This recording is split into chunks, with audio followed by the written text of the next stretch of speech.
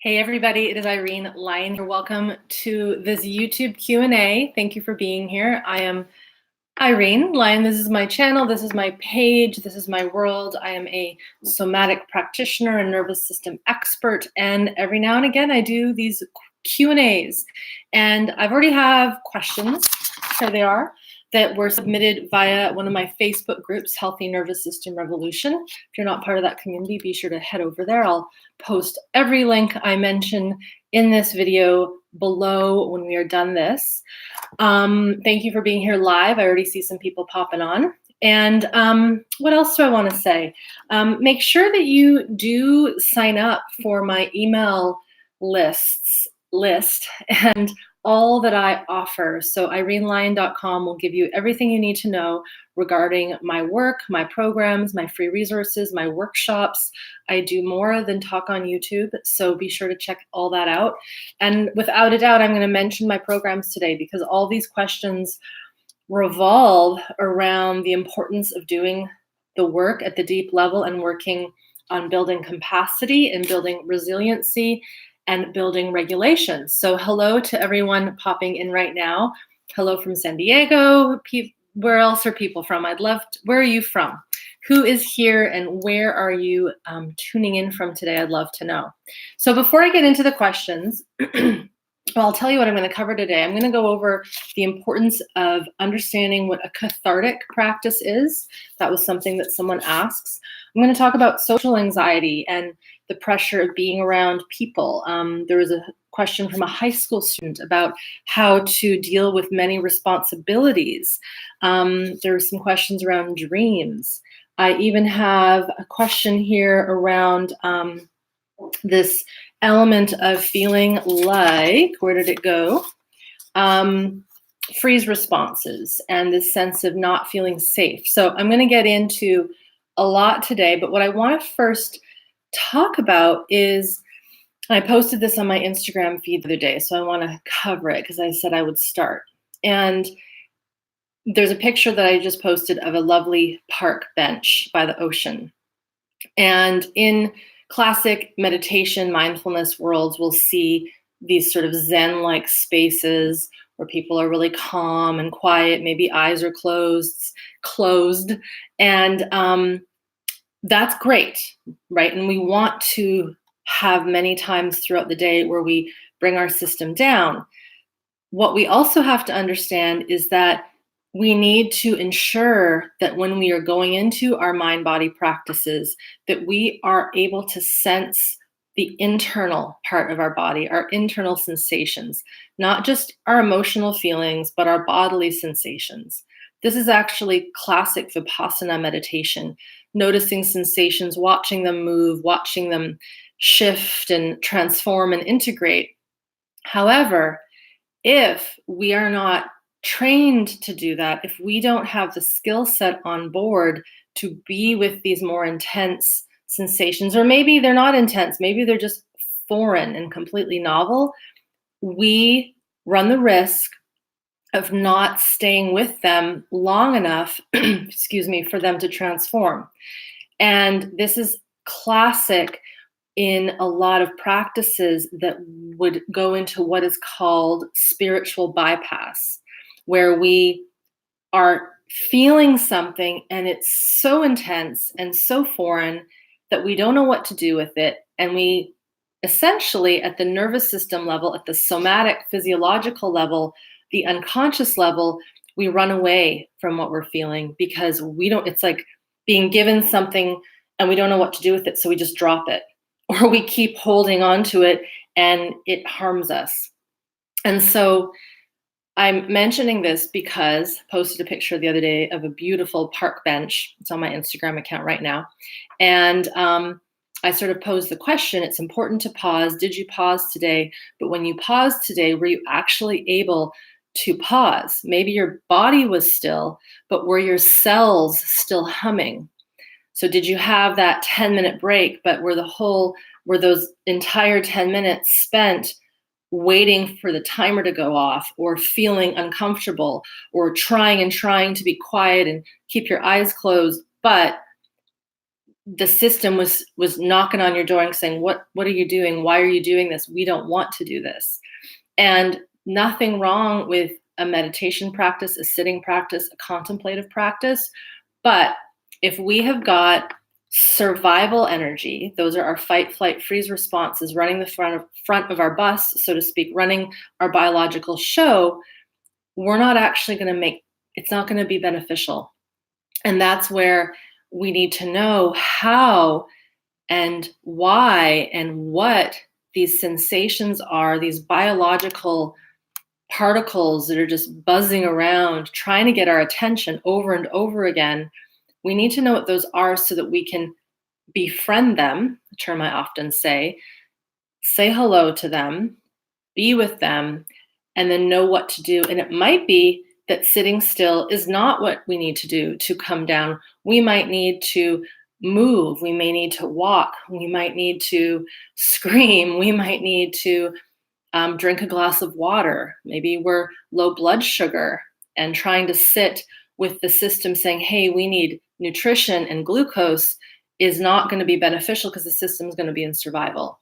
So I wanted to just start with that topic, and that'll bleed into really nicely what I'm going to be speaking about. And thank you for everyone here. I see New York, Denmark, Slovenia. Someone asks, recommendations for practitioners in Long Island, New York. You'll have to look up that yourself, Yvonne. I don't know all of the practitioners in the world. That would be impossible. What you want to do is you want to search for someone who's trained in somatic experiencing, somatic practice, someone who is body-centered but really has high-level trauma training, not necessarily psychological training or counseling, but someone that understands the fight, flight, freeze response, the polyvagal theory response, the capacity or the ability to go slow, why it's important to titrate our healing and not just go in like a bulldozer trying to fix everything. A lot of practices, specifically EMDR is one, and TRE, traumatic release exercise, and some cathartic practices. I'll get into cathartic practices first since we're on that. They tend to do things too quickly and in big doses. And when we've had traumatic experiences, maybe we are living with PTSD, maybe complex PTSD, chronic illness especially, you want to be really careful because the system is fragile and it can only hold so much charge and so much release at a time. And for many people, the release of trauma isn't even what we want to focus on. I have a vlog on that right now that just was posted last Sunday. Release is less important than building capacity. So it'll be important for us and you and everyone to get more intelligent in how we seek out and ask somatic practitioners if they are the right fit. Do they have these trainings? Do they understand the importance of titration and going slow and having integration time, the importance of neuroplastic healing sequencing? This is something that I teach in my programs. The other thing, Yvonne, if you want, join me for one of our programs. The 21-day tune-up is a self-study course. You can start that at any time. Of course, you can do that alongside of a practitioner, but we found that people that go through some of these trainings first, they either might not need someone or their capacity to sniff out a good practitioner is heightened when they know more about the education. And believe it or not, but many psychologists and counselors are not trained in trauma at this somatic level. It's a new field of study. It's exciting, this field of study, but we're just starting to work with this. Okay, so the question I have here, there's two. I'm going to riff off of them. One is, why is cathartic practice not good? And then the other question that goes with this, is there a difference between Kundalini awakening and the nervous system defrosting? So I'm going to define, first of all, cathartic practice. So I'm going to go on this topic. So a cathartic practice would be something where we are acting out behaviorally, so hitting, punching, screaming, stomping, running up a hill really fast, something that explodes energy and movement behavior out of the body. And back in not too long ago, the 50s, 60s, 70s, and even into the 80s, a lot of techniques, specifically bioenergetics, some Reichian techniques, William Reich was the person, they worked on revving up that energy and exploding this out. I've heard some programs work where you are in a group setting, it's all around healing and personal development, and you get this plastic baseball bat and you hit a pillow to get your anger and frustration out. The trouble with this, that would be a cathartic practice. Even crying a puddle, a river, going through an entire Kleenex box without properly processing emotion and just crying for the sake of crying, like just bleeding your soul out, that could be even considered cathartic. You're getting all this out, but if we aren't integrating this with our entire somatic self, I've got some notes just so that I don't forget my own notes. So the somatic, the emotional, the neurological, the biological, and the environment, and how all of that connects. If we're only emoting, or if we're only acting with the behavior, or if we're only doing something that's like going right to the brain through fancy waves, that is happening a lot right now with a lot of neural reprogramming with looking at screens and such. If we're only doing that and we're not privy and not able to pay attention to, I'll say it again, our emotions, our own survival stress, our internal self, our interoceptive field, what we're feeling inside. And by that, I mean, are we able to feel our gut? Are we able to feel our heart, our kidneys, our muscles, our groin muscles, our facial expression? So everything that's in this physical soup of ours, along with how we connect to the environment. So all those things at the same time, I call this multitasking awareness. It's something that we need to build and learn. It doesn't just, well, I shouldn't say that. If we were born into solid, secure attachment without any trauma, and I snicker because I have yet to meet someone, at least in the Western world, who has not experienced trauma and who has not dealt with that. Right? So all of our traumatic experiences, all that stuff, it takes us out of being able to have this multitasking awareness possibility. And so part of healing at this nervous system level, it's more than the nervous system, it's the entire somatic system, the environment, the emotions, the sensations, the neurology, the biology, etc. So back to the cathartic thing. If we know that we have stored anger, let's use that because that's one of the best examples. And I take this baseball bat, pretend my pen is a baseball bat, and I hit something. And and I'm not connecting to the feeling of the anger. It's more the cognitive sense. I know I'm angry. I know I have stored rage because I never set that boundary when I was young, or I never fought off that attacker when I was in that situation, or I was in an environment where I couldn't stand my upbringing and the people around me, but I couldn't say anything because I was young and I had to survive. If we couldn't move that energy out and all we do is connect with the movement, all that the body will register is movement. It'll be a nice movement experience. It might get some synovial fluid going in the joints. The heart rate might go up. We might release some endorphins, right? The chemicals that come out when we move and we do intensity. And what we feel is adrenaline, which can make us feel like something has occurred. But what's occurring is a state shift in our physiology. That does not mean that we've integrated and released and felt and experienced all of the quality of that, let's say, emotion, anger that we've been holding in. And so it comes out kind of half-baked, right? It comes out not exactly in the way that the system wants it to, but we've forced it to come out with doing a movement of taking a baseball bat and hitting a pillow. This is why a lot of the time I've seen with my clients, they'll go to these workshops where they do more cathartic practices.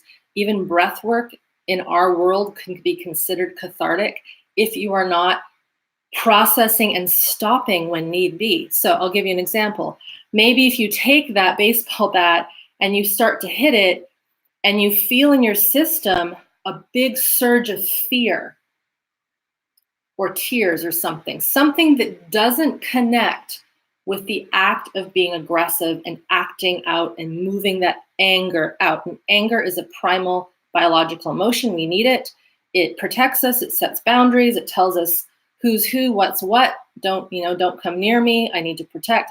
But if we start to bring that baseball bat up and all of a sudden we feel terror and sadness, let's just say, or something like that, and we don't pause, be like, whoa, right? Something that is not anger in its purest sense. That's something just got bubbled up. I need to put that bat down. I need to connect with the here and now, and I need to feel what just was presented to me.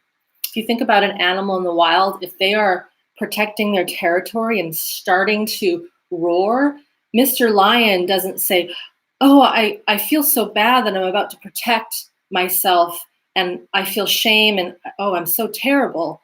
I better stop that. They don't do that, right? I hope you find some humor in that. They roar. There's no internal voice that's saying, oh, we shouldn't do that. But humans, us, all of you guys, we have this higher brain that has not yet evolved into knowing how to be with these animalistic and survival-based impulses. And so to take a bat and just get someone to hit and have them not be able to discern and feel and code and notice and pause and stay connected and feel the breath and all these things, if we cannot go through that in a matter of, it's not even a split second, it's before it even occurs, it's so quick because it's at the biological level, we run the risk of bypassing. So this is how we would say spiritual bypassing, but it's more than spiritual bypassing, it's biological bypassing. If we do that, we aren't properly integrating that trapped anger. I use the term anger because usually we connect cathartic practice with stored rage and aggression and anger, but it can be any emotion. It could be laughing. Someone that has been super sad and really upset and depressed because of stored traumatic stress, and they're literally in a biological depression, we can say to that person, watch this funny movie and just laugh. If you just laugh, you'll feel better. Now, sometimes that can work, without a doubt. And there's nothing wrong with watching a funny movie. But if that's the prescription, I know that there's some practices, I think laughing yoga is a thing, like laughing situations where we get people to laugh and giggle. Again, there's nothing wrong with that. But if it's not a genuine expression of true laughter and joy, we're not doing the step-by-step approach of building capacity in the person's nervous system and somatic system so that they can feel natural, organic laughter and joy. Or maybe it's sadness, or maybe it's anger. So that is my response to cathartic practice. Most of my friends who are a little older than me in their 60s and 70s and even into the 80s, they know of these practices because they were around when they were hot stuff. And in my opinion, in a lot of our opinions, people who work in the somatic world and understand Dr. Peter Levine's work, one of my mentors, and Kathy Kane's work, another mentor, they know that it's not useful anymore to just go into cathartic practice. It doesn't do anybody any good because it's not creating foundation within the system so that the emotion, but all that's attached to the emotion, can be integrated. So there you go. Thank you for everybody's here. I see someone from London, England. I saw Italy, I think. Hello. Someone says, sometimes I'll read out some of the comments because they go with this question. Someone says, that makes sense. I have severe chronic fatigue, and after starting EMDR and brain spotting, my condition got even worse when I thought it would be the ta-da moment and lead to recovery. Thank you for your honesty, because there is no ta-da moment. It's important to understand that. And there's nothing wrong with the practices of EMDR and brain spotting, but they are techniques. They're techniques to help nudge the system a little bit. I have people, and I know of people who practice these, but they need to be used sparingly as a way to instigate, to stimulate the system. But if that is all that's happening and there's no foundational work, which is what we teach my students in my programs, the system has the potential to, for lack of a better word, blow up. That's metaphoric, but that's also physical, which leads to the next question. Someone says, I'll actually mention this and I'll get into the next question. How do you know that you've successfully integrated and not half-baked it? You kind of know because it doesn't bother you anymore.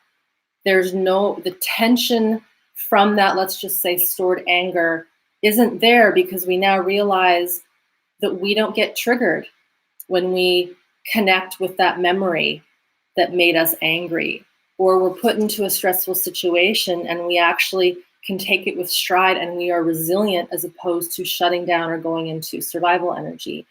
So we know when we've completely integrated it, when there isn't a triggering response that sends us off into like another world. And from what I have seen, I've been doing this work for 20 plus years, a lot of the practices are not integrating to the full level. And so we as a culture don't even really know what that feels like. We know what it might feel like to do an exhaustive somatic or therapy session and feel absolutely cooked and like we are fully baked. But then the next week something triggers us and we go into the same shame spiral. We go into the same depressive qualities. We get anxious for no apparent reason when we know we're in a good situation. When that occurs, that's the clue, that's the tip-off that we're still not fully integrated in that specific traumatic experience, or a lifetime of traumatic experience that hasn't been resolved and treated. So great question. Next question is about Kundalini awakening. So this person asks, is there a difference between Kundalini awakening and the nervous system defrosting? Are they one of the same? So no, they are not. From a definitive purpose, and this isn't like from a dictionary, but the Kundalini energy starts at the base of the spine. It's kind of that root. It's where that sexual energy, where our foundation is. And when that energy is present, there's a lot of energy. It's big energy. It's strong energy. It's life force energy, but it's very specific sexual energy. And when I say sexual, I don't necessarily, it isn't about the sexual act. It's about just this very creative, powerful, expressive, intimate energy, perhaps with us, ourselves, and the universe, or it can be with someone else, but it's usually more individual, and it's about our own personal power at that root level. And so that's that. Nervous system defrosting, which is a great term, it would be this ability to come out of a freeze response. I did another video Q&A on that quite a few years ago. We'll pop that up. Nervous system defrosting is when we've been in a freeze state, a biological freeze state, which is a part of our parasympathetic that puts us into what's called dorsal shutdown.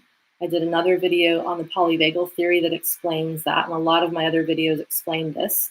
When we are defrosting, we are reawakening not just that base of the spine, all of us, all of our cells, all of our organs, all of our tissues, our movements, our ability to see the environment. So someone who's classically in a shutdown state, and some of the things that connect that, just to give you guys who are maybe new here an idea, being in a shutdown state for more than a minute or more than a few moments because of an accident, let's say, but living a life chronically in freeze, which is why many of you might be here, it leads to, and we know this through the research, chronic illness, mental illness, relational problems, the inability to move forward in life, to make smart decisions, to know how to assess safety and danger.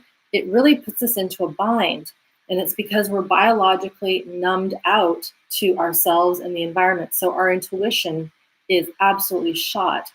And so when we are defrosting and awakening the nervous system and the shutdown response by practices that help to invigorate and stimulate and wake up the system in a slow and titrated way, very important, slow and titrated way. This is what we teach in my program, specifically Smart Body, Smart Mind. The entire system kind of starts to sparkle. And people will even say, wow, I just felt like this shimmer through my body, or I just felt this cooling sensation through my legs, or I all of a sudden felt this flush of heat when I saw something really cool on the internet that made me happy. Whereas someone might have before said, I see these things, I have these experiences, and I feel nothing. So this is one example of how we start to come out of freeze. It is very different than Kundalini awakening. That's very specific. Now, there are some dangers to Kundalini awakening when it has not been properly set up. And kind of like I was talking about before in that first question around cathartic practices, is if our system is not ready for that awakening energy, which is very biological, but it's also very energetic. I might even say it's very spiritual, it's universal, it's tapped into a big force field. Think of Star Wars. It's like this big kick of energy. It's that root, right? That root energy. If we haven't done the foundations, if we haven't built our nervous system foundations, I always use the example of a house, how you need to, if you think about it, if you were to build a house and not have a frame, and you were to just throw all the furniture on the house would crumble. And so if we think of the system, the human system, if we put in too much energy before the system can foundationally handle that energy, the system will crumble, or it will freak out, or it will break apart. And my colleagues and I have definitely worked with folks who have gone to various retreats or done work on themselves where somewhere along the lines they were told, you got to awaken your Kundalini, you got to awaken this. And they do it because their intention is strong, because as human beings, our intentionality is a powerful instrument. And so if we're asking the universe to give us this awakening and it happens and we're not ready, it can lead to not good things.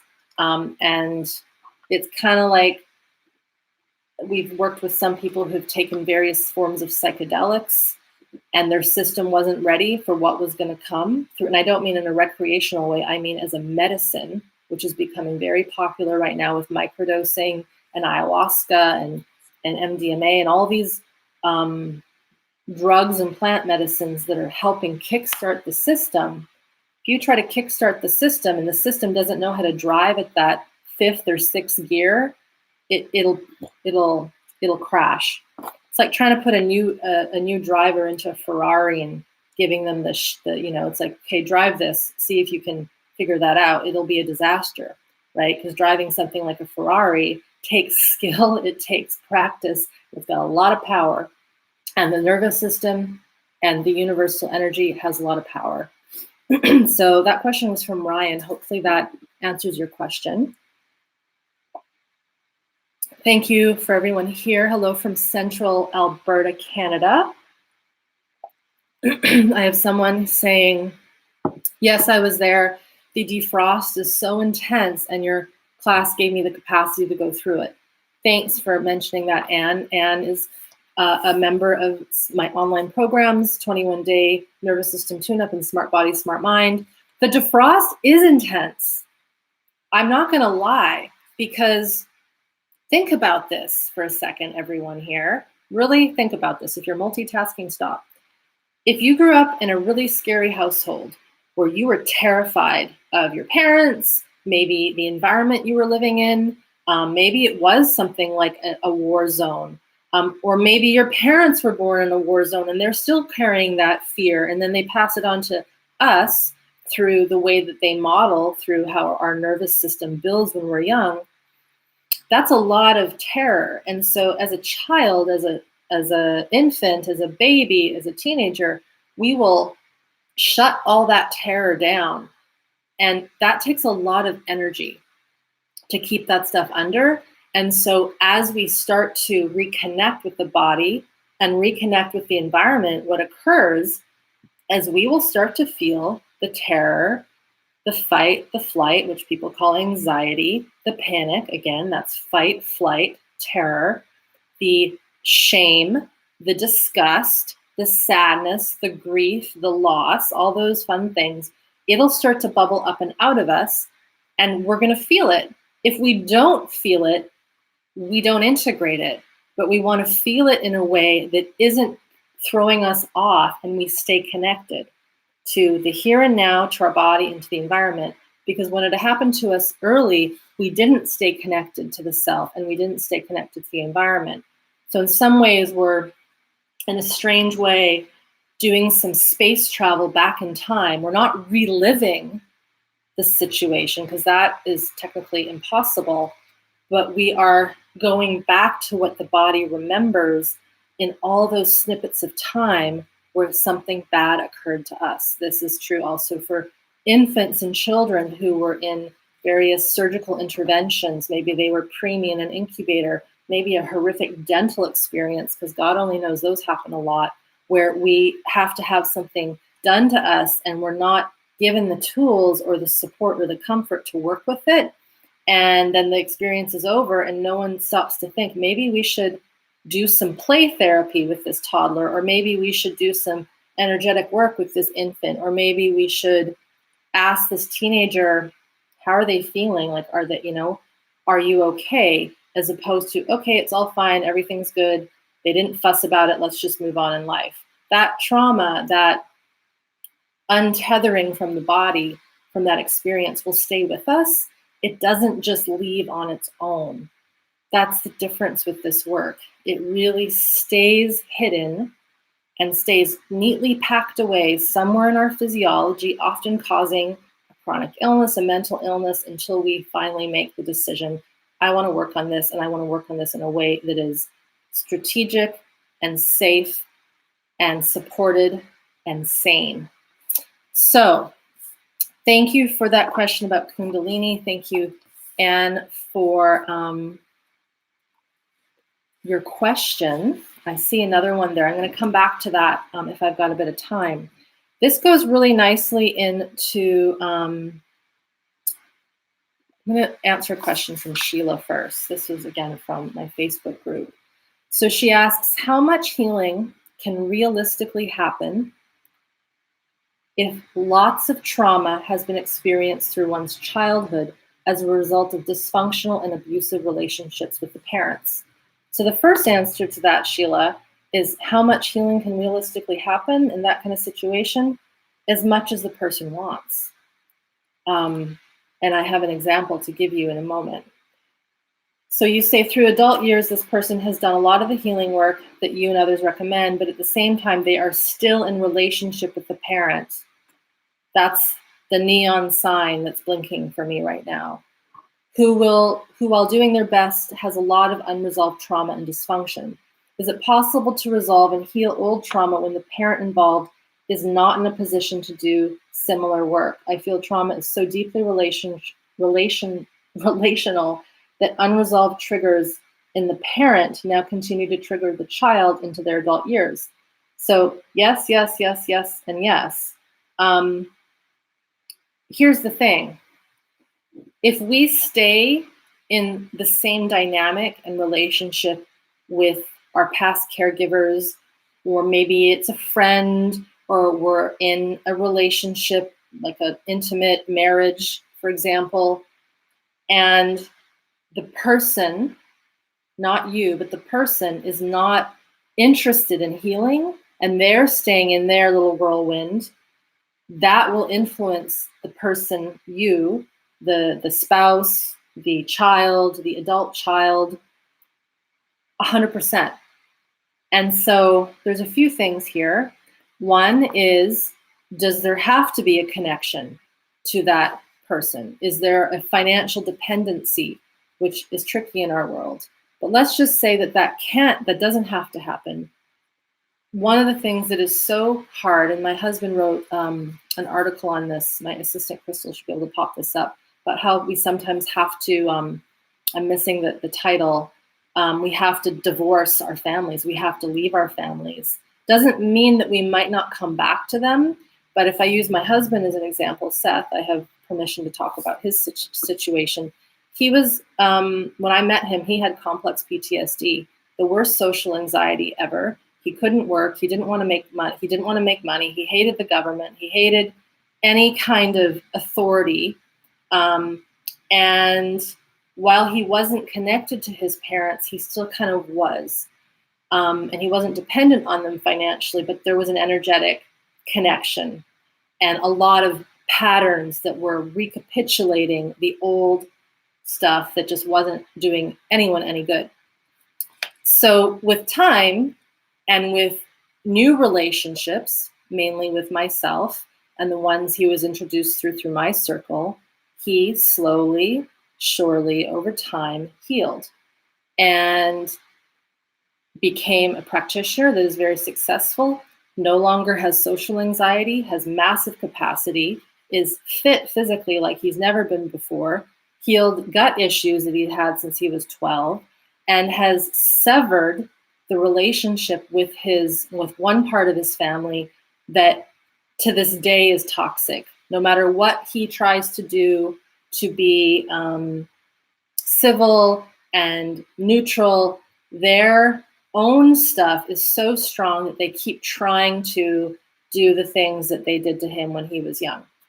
Another side of his family has actually healed a lot, even though that other side was the more physically abusive side, right? So you can't know what's going to happen.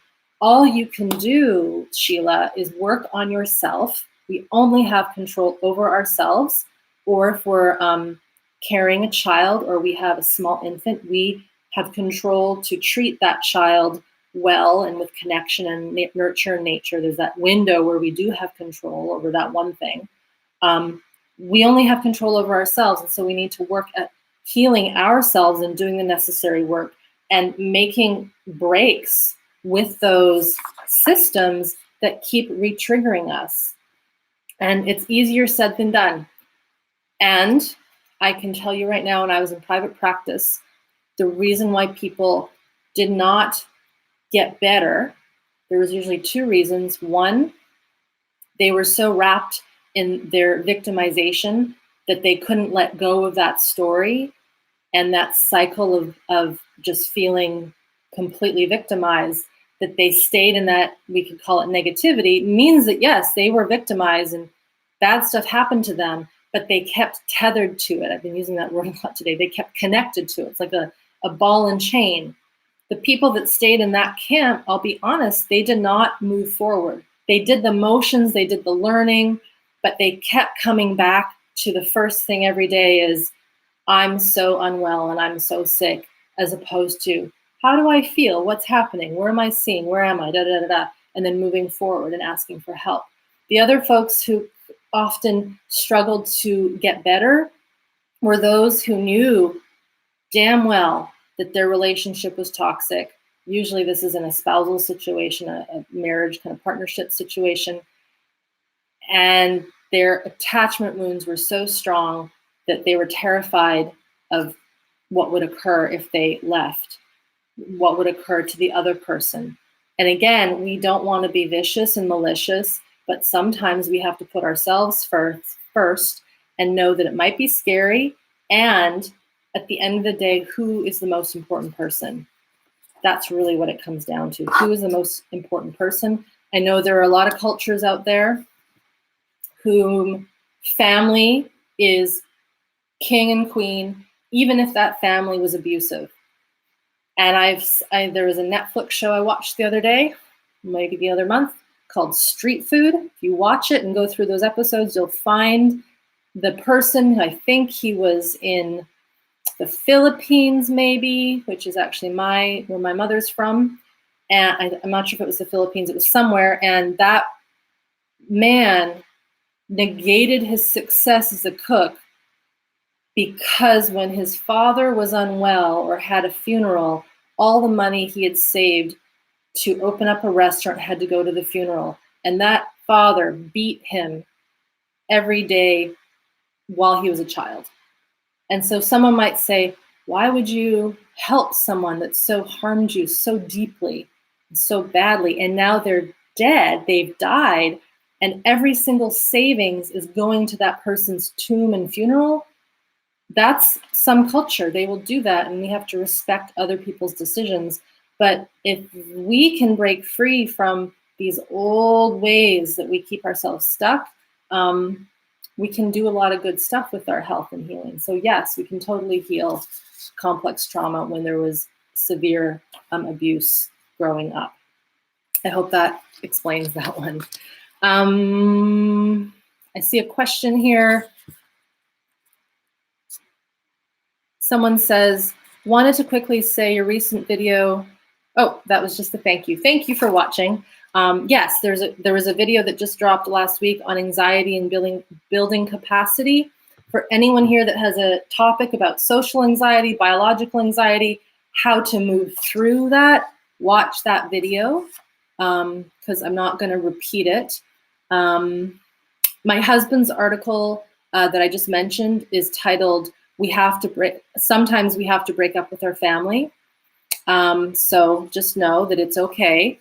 There are many species in the world that as soon as we are old enough to fend for ourselves, especially in the bear population, off, right? Off. I know other animals travel in packs, but some don't.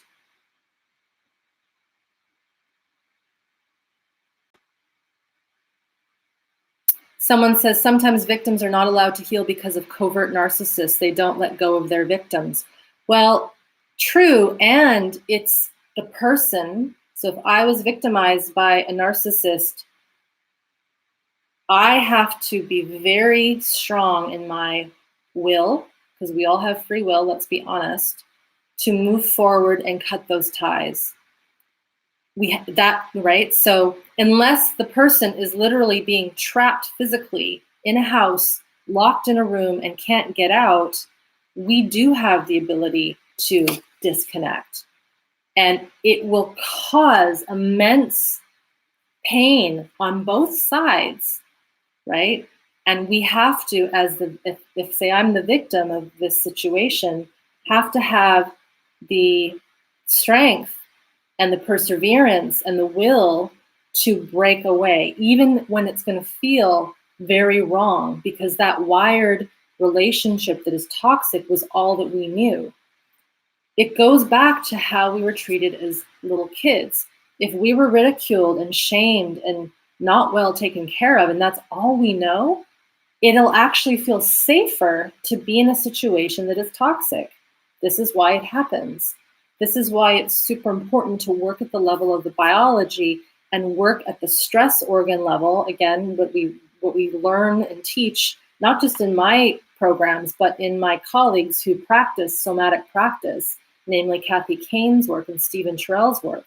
That work goes right to that biological level of unsafety and terror. And this environment is scary and I don't like it and I think I'm going to die. But if that's all that we know, we keep looking for that. So to break out of that means that we actually have to work at that level to become self-aware of the fact that it's even there. So I hope that makes sense. Okay. Great questions, you guys. Yeah, it's called a trauma bond. That's one way of saying it. It's also called unresolved trauma. If we're still dealing with these relationships that harm and hurt us, we're living with unresolved trauma, and that's okay. And there's always layers of that trauma, but we want to work through it so that we can move forward.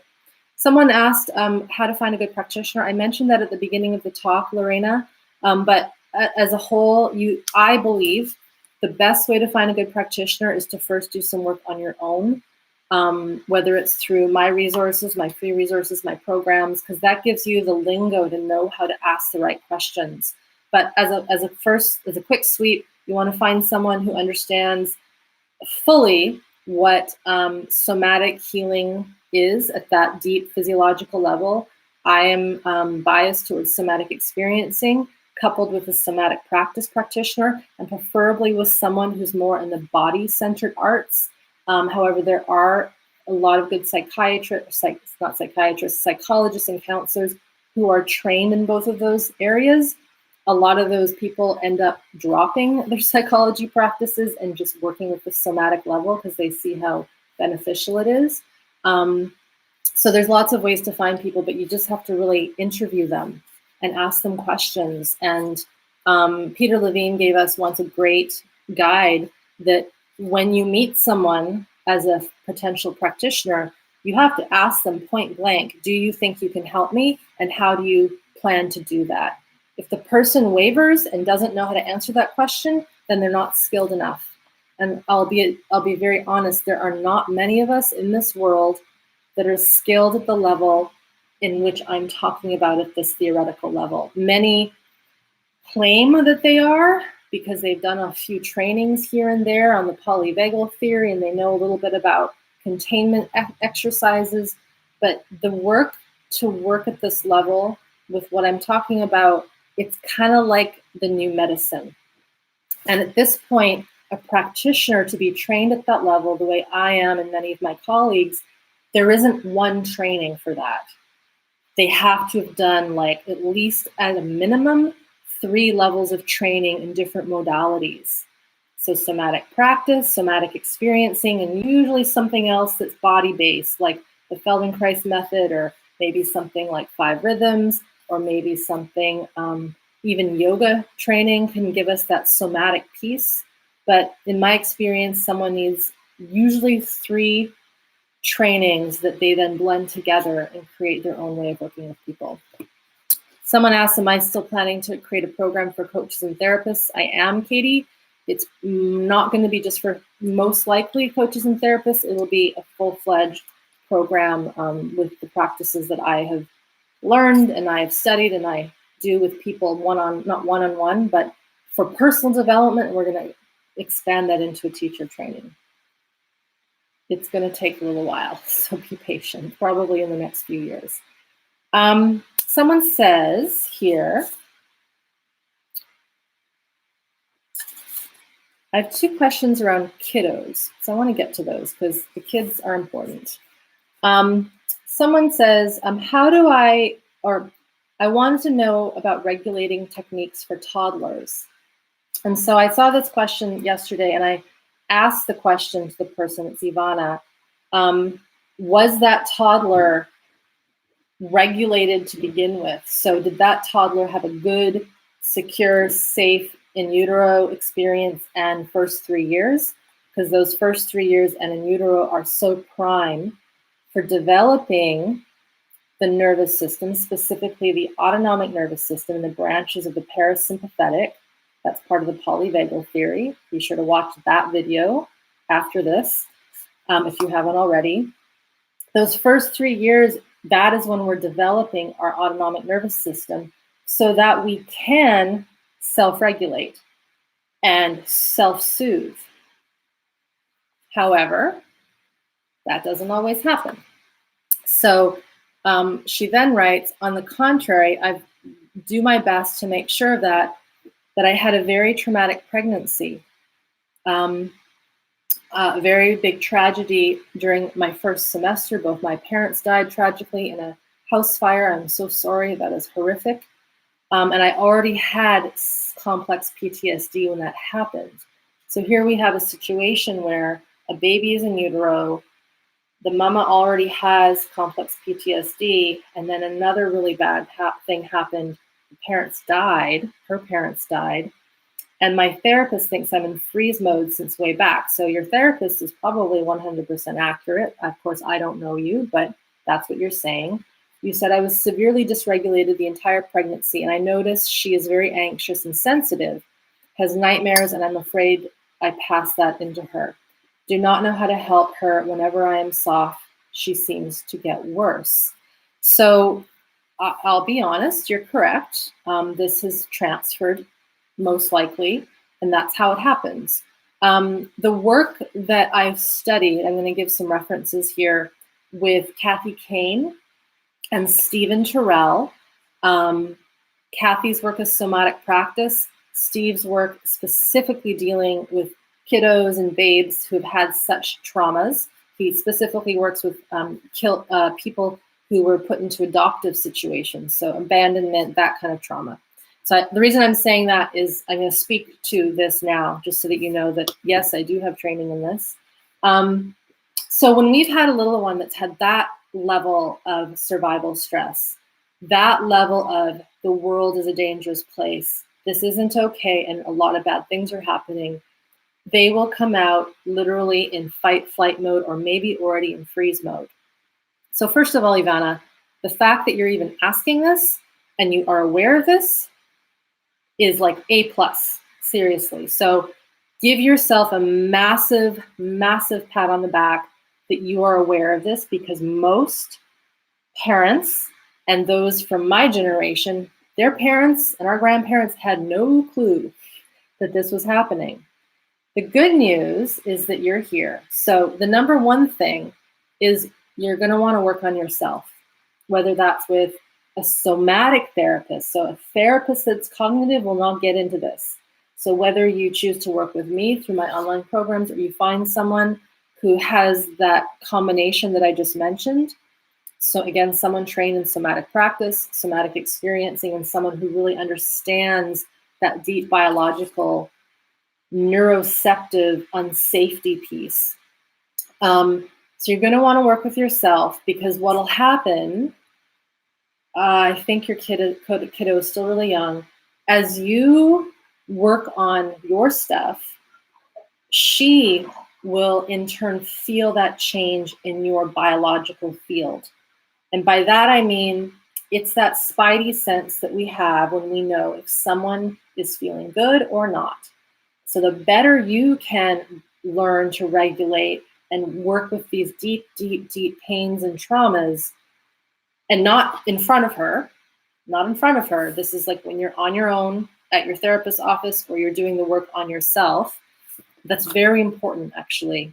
I just recently heard a podcast where a woman, it's on a Russell Brand podcast, and she was talking about her trauma as a child, and her mother took her to the therapist's office every week, and she sat in the waiting room and heard her mother cry and cry throughout her therapy sessions. That is not safety for a child, right? So as the big people, as the caregivers, we need to work on our emotions and express our anger and work through our stuff, but not with our children seeing us go through that, because they are too young to comprehend what's going on. We help them in a way when they are feeling emotion and anger. We have to be a solid rock and let them experience what they're experiencing. And we have to maybe pretend that we don't want, we have to pretend that we're okay with it, right? So if we have our little one in a not great space and they need to be upset, and if she comes up, and this is just hypothetical, she comes up to us and says, "Mommy, I really don't feel well." And if Mommy says, "Sorry, dear, I don't feel well either. You're just going to have to wait," that's not good. I know that's kind of an extreme example, and hopefully everyone understands that. But there's been this, I'm sort of segueing, but there's been this strange misunderstanding that being raw and authentic in our adult life in front of our little kids will teach them how to be raw and authentic, and it will not. It will terrify them. We need to do that in the comfort of our own safety, away from them, so that we release this stuff, so that when we are dealing with them, we have the capacity to be with all of their crazies, right? All of their feelings, all of their sensations, all of their sillinesses and creativities. So again, to go back, Ivana, work with yourself and be with her and match her. So, and this goes into the next question. So if a child is feeling energy and feeling, survival, and you see that they're a buzzy, help them move that buzz and that energy out. This is why I'm not big on children learning how to meditate. If they're feeling anxious, they need to get that fight flight energy out. You might need to play a game. You might need to play hopscotch, depending on the age, of course. Maybe you get into some sand. That's why sand therapy is really good for kids. They can get in there and they can play. Get some of those figurines, like horses and war figurines and cars, things where kids can really play and get that energy out, as opposed to trying to treat them like they cognitively can calm down, because they can't, right? Especially if they've had this kind of early traumatic experience. And then the next thing, Ivana, is it might be useful for you to do a consultation with one of my colleagues who is practiced in the early trauma work, or you find someone that is, because there are specific practices and intentionality techniques working at the level of the kidney adrenals, the gut, and the brain stem, and just the overall somatic system that can help this level of trauma. And I do teach that in my online programs, how to work at the level of the kidneys, the adrenals, the gut, the brain stem. I'll be doing that program again in February, and a lot of the mothers and parents and caregivers will take that work and infuse it in with their kids. It looks very different when you work with a kid than an adult, and I can't get into all the specifics because we would be here for 5 hours, but I want you to just know that there is a way to help this, there is a way to heal this, and it isn't what a lot of people think. It's really working, first of all, I'll recap, at your system level, working on your past traumatic experiences, restoring safety back in your system. You might find, believe it or not, that as you do that, your little one will feel that and she will feel more safe. And then, of course, being able to be with that little one and really provide safety and what she needs in the time, rather than thinking, oh, I think she needs this, I better try to do this with her. All right, I'm gonna take some water and go to one more here. The next question was from Valerie, and Valerie, if you're here, my question that I just answered from Ivana absolutely holds true for you, and it has to do with your a 5-year-old son who's highly sensitive and freezes on his own, and you want to know, how can I help him? Again, comes back to you, your own safety, your own connection, connecting with him, playing with him. We can't enforce safety either. So I'm not going to read the whole question because it's a little long, but you say sometimes he will talk about it, sometimes he won't. I remind him he is loved and safe even when he is sad, angry, confused, and scared. I ask him what would help him feel safe. So at age 5, cognitively, they can't comprehend that. This is where actions speak louder than words. And it can confuse them if we try to put too much love on them when they're feeling pissed and angry and terrified. And so I guess my question that you would want to ask is to yourself is, what occurred? What was happening in utero? Was there a surgery? Was there a premature birth? Was there an accident? Is he feeling unresolved stuff from you? But we really, you say, how can I address this from the bottom up rather than the top down? It comes down to connection. I did a video quite a few months ago where I talk about a little kid that I interacted with in Rome. Crystal can pop that one up. It has to do with what to do with kids when they're having a tantrum. I know it's not exactly the same, your question, but we have to just connect with them, and we can't try to treat them like they're in a psychology session, because at this age, they won't understand what's going on. So it's about attunement, it's about connection, it's about listening, it's about maybe pulling back so they feel safe enough to express. If we're trying to ask them too much and figure out what's going on, they will shut down even more, right? Because they're like, this isn't safe. I don't like this, and I don't want to be told all these things. And then we get pushback. So hope that helps. And you do say when you were pregnant, things were very stressed at home. So that's what's occurring, right? So there's a sense of the system wants to freeze because it was just too much to feel what was going on. So this is quite classic and quite textbook, and everything I said to Ivana would work for this as well. Okay. We went through a lot, you guys.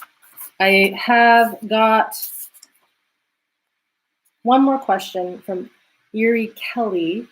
And if you've been listening, everything that I've said applies to you. You say that I wake up in the morning with a panic in the sense of the world is not safe and we're all going to die. That's actually textbook that what people say when they've had early and or developmental trauma. And the reason why is when we've had early and developmental trauma, very similar to the last two mamas that said in utero was traumatic. When we're little, when we're like age 0 to 3, but really that like in utero 0 to 2-ish, before we can cognitively be verbal and make sense, everything we feel at the survival level is somatic. And it kind of holds that script. The world is not safe and we're all going to die, because the entire cellular system has been jolted with adrenaline and cortisol and the clenching, you're carrying the clenching of the fascia and the gut and the lack of flow. That is a very hard environment for a fragile unborn child to live in. And so that's a very common thing. And so it comes back to how can you find ways to wake up the system, to go into connection with yourself in little bits of pieces at a time that aren't too big and aren't too, it's kind of like Goldilocks and the Three Bears, not too big, not too small, but something just right. And you say that there's this sense of the evening being really scary and not wanting to go to sleep. And so this is where self-care is very important. And I know people throw around that word kind of like, well, what is that? That would be setting up situations in the home so that you can connect to yourself and feel good, whether it's moving, whether it's music, whether it's good liquid or food, whether it's a hot bath, whether it's doing something that you just know is going to help you drop a little bit into feeling a little less terrified, right? And I chose my words very carefully there. I didn't say safe, because for me to say you just have to find a thing that's going to make you safe when we're living in that sense of everything is terrible and we're all going to die, that's not useful information. So how can, in this situation where there's just this intense numbness, fear, find little pockets that feel a little less bad? And how that occurs is going to be very personal and very unique to you or whoever is listening to this who has this situation. There are no, you ask, any somatic life hacks. I wish there were, but some of the basic practices, again, I've got lots of resources on my site, some of my free guides, especially how to de-stress in 7 steps, this ability to notice where you are, feel the ground under you, see around you. However, these classic orienting responses that I teach, they're not always going to be 100% great when there's been this level of early trauma and just unsafety. And so this is where it might just be feeling your hands or feeling your thighs or doing some self-touch where it's so small and minute, just enough to reconnect. But again, this goes into the practices that I can't teach in this format. So for anyone who wants to work deeper with me, get into the work, here's how you can do it. One, of course, I've got free resources. I have a few ebooks and audios on my site that you can download.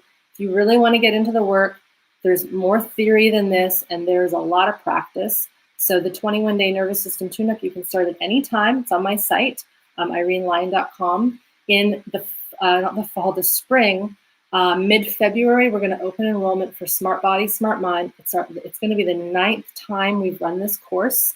People from 63 countries all around the world, over 2,500 people have gone through these programs. They learn how to become their own medicine. It's as simple as that. The practices take time and commitment. It is not a quick fix. It's not a hack. It's a lifestyle. Just like learning how to exercise well and eat well, this is something that takes time, and we want to work at it slowly and a safe, supported, and titrated way.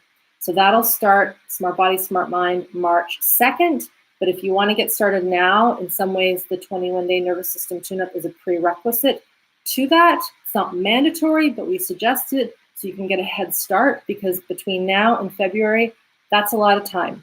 And a lot will be able to change if you are interested and dedicated and have the intention of healing at this level. And like I said, becoming your own medicine. So thank you all for being here. I know that there might have been some questions here that I didn't get to. Some people asked about elaborating on the stress organs.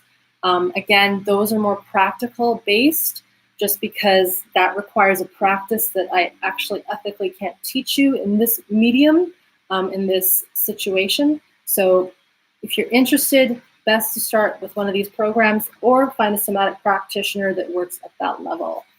Okay, everybody, I am going to sign off. We've been going for about an hour and 10. This recording will stay up on YouTube, so keep watching. Thank you for being here live, and keep tuning in and watching videos, learning and healing. Bye for now.